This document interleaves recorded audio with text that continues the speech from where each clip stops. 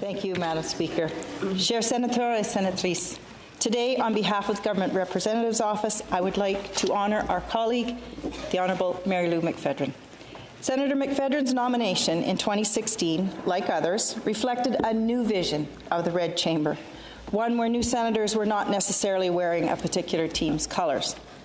A Senate with Indigenous leaders, with gender parity, a Canadian Senate that looks and feels like our beloved country. A person of distinction, Senator McPhedran, with roots in rural Manitoba, pursued the legal field, focusing on the promotion of human rights, medicine, education, and governance, domestically and internationally. In preparing my remarks today, I sought the advice of someone who knows Senator McPhedran well, Senator Frances Lankin. She wrote me this: Marilou and I have been allies and on opposite sides of many issues over many, many years.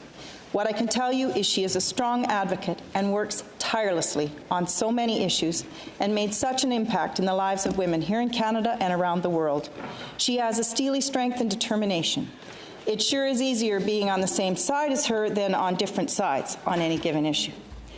I have experienced both sides, but I can tell you I have the greatest respect and gratefulness for the things that she has accomplished on behalf of other women." End quote.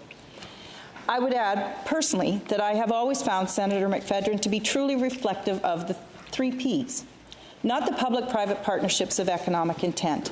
Rather, I have found her to be a person with passion, perseverance, and she has, and I say this with the greatest of respect, projects. I would like to especially highlight Senator McPhedran's work with youth.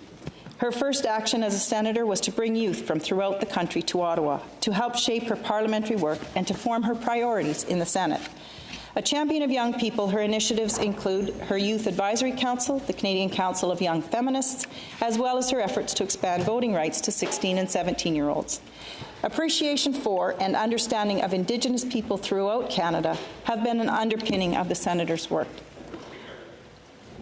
On Vote 16, Marilou was appreciative of the knowledge I shared with her of the number of self-governing First Nations in the Yukon that include a dedicated youth council and that have lowered the voting age in their own elections.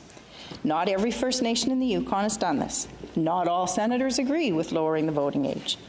All Canadians were reminded recently in this chamber, healthy, respectful discourse must remain the hallmark of Canadian democracy.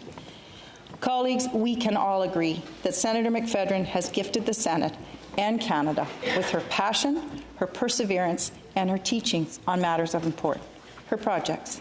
As we learned from Elder McGregor, the import of offering thanks 4 times, as we have come together from the 4 directions, and as Senator McPhedran follows a new direction. Marilou, Senator McPhedran, may I offer you and your loved ones our sincere thanks as you continue your life journey. Merci, thank you, Masicho, Miigwech.